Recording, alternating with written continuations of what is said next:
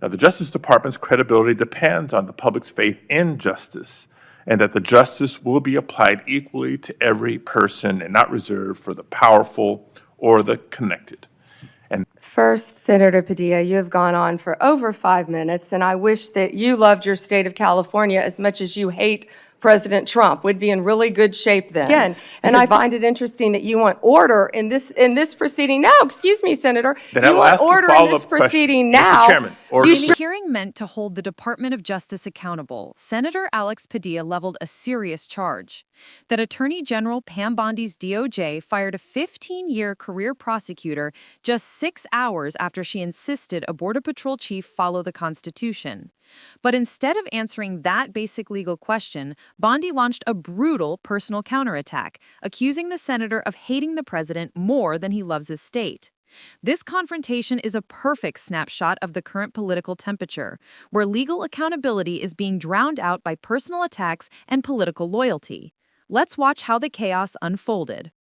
Well, thank you, Mr. Chairman. Appreciate the opportunity to participate in this hearing today, which is our, at minimum, annual opportunity to ask questions as we fulfill our obligation to provide accountability over the Department of Justice. So just sort of to level set a little bit for folks in the audience and for folks watching at home, the Department of Justice is supposed to be the nation's guardian of fairness and the rule of law. The power of the Department of Justice is built on public trust and a belief that prosecutions are based on facts and law, not on politics or personal loyalty. And I call that out, Mr. Chairman, because when that breaks down, when the public trust breaks down, then justice itself is at risk. But under this Trump administration and the leadership of Attorney General Bondi, I believe the independence of the Department of Justice has come under attack. The department has been reorganized, it's been realigned, and repurposed in ways that we've never seen before. Important offices have been closed, key programs dismantled, and agents diverted, all without congressional authorization or transparent justification. Now, these are not minor bureaucratic changes.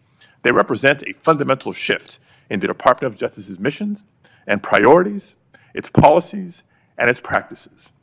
Now, for example, career prosecutors have been pressured to change decisions in politically sensitive cases. Ethics oversight has been taken away from independent career professionals and handed to political appointees with little experience in these matters.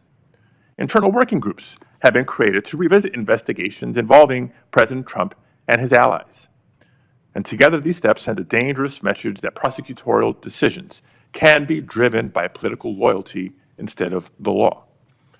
Now, even more troubling is that the Department of Justice has pulled resources away from organized crime, away from counterterrorism, away from the protection of civil rights, to focus on immigration enforcement. The American people expect a Department of Justice to pursue violent crime, as do I, to pursue corruption and threats to national security, not to serve as an arm of immigration policy, and in so doing, under-resource other critical missions. Now, the Justice Department's credibility depends on the public's faith in justice, and that the justice will be applied equally to every person and not reserved for the powerful or the connected. And that faith must be protected. And so it's in that spirit that this committee has a duty to ensure the department's work remains lawful, remains transparent, and remains true to its highest duty, the fair and impartial administration of justice. Now, that being said, I do want to get into some specific items. That exchange is the moment the hearing went nuclear. The specific accusation about Michelle Beckwith is incredibly damaging. A prosecutor fired for upholding the Constitution. But Bondi uses the classic political tactic of deflect and attack, immediately shifting the battlefield from the DOJ's legal obligation to Padilla's personal political motivations and his state's crime rates. She effectively trades the answer to a serious legal question for a powerful political soundbite, showing absolute commitment to defending the administration at all costs.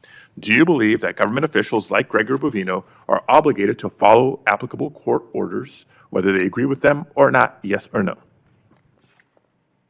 First, Senator Padilla, you have gone on for over 5 minutes, and I wish that you loved your state of California as much as you hate President Trump. We'd be in really good shape then, because violent crime in California is currently 35% higher than the national average. Property crime in California is 18% higher than the national average. That should be something that we should be talking about and working together on, yet we're not. And no, this is important. You're talking about all of my agencies, and I want to let you know what DEA has been doing, and they are working hand in hand I with Homeland appreciate Security. that, and I'm gonna No, be you asking can't go some on for questions 5 for the minutes and record criticize as my well. agents who are out working asked a simple without yes pay or no right question. now because you voted Mr. to Chairman. shut down the government.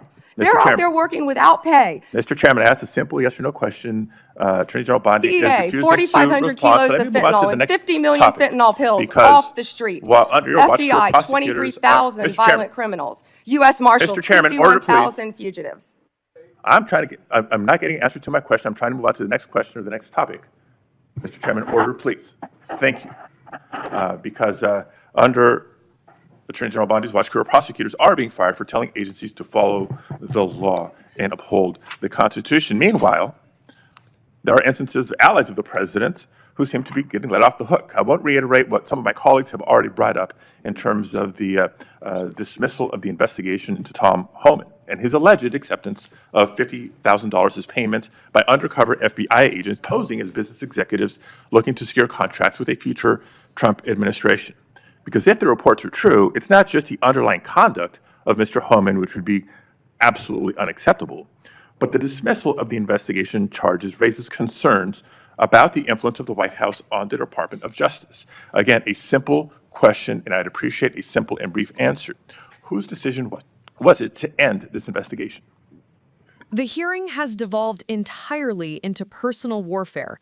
Padilla's attempt to link the Holman dismissal to the White House's influence is a serious political accusation. But Bondi's response is to double down on the destruction. By invoking the storming incident, Bondi is essentially using Padilla's own conduct as the reason why he lacks the moral authority to ask questions about order and accountability in the DOJ. It's a highly effective defense strategy that completely suffocates the senator's line of questioning. Under Director Patel, 23,000 violent criminals have been arrested, a 91% increase over last year. More than 1,500 child predators have been arrested. We are making cases in your jurisdiction constantly in California, and I wish you would care about those cases. We have disrupted 1,600 gangs and criminal enterprises, 1,600 gangs within this country, thanks to Director Patel and the great men and women of the FBI. What we just witnessed was more than political theater. It was a demonstration of how deeply entrenched political loyalty has become in the pursuit of justice. Senator Padilla came prepared with specific damning examples: the 6-hour firing of a prosecutor who upheld the Constitution, and the dismissal of an investigation into a presidential ally, all designed to prove his opening thesis, that the independence of the DOJ is under attack. However, Attorney General Bondi proved equally prepared, using a relentless strategy of counterattack and deflection. By ignoring the legal questions and instead attacking Padilla's personal commitment to his state and his past behavior, she successfully shifted the entire focus away from her agency's accountability. The core tension remains: can the Department of Justice truly serve as the nation's guardian of fairness and the rule of law when its leaders prioritize defending the executive branch over answering for alleged political interference?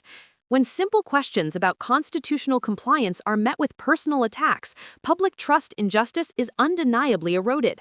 As the senator himself said, when that faith breaks down, justice itself is at risk. I want to know what you think.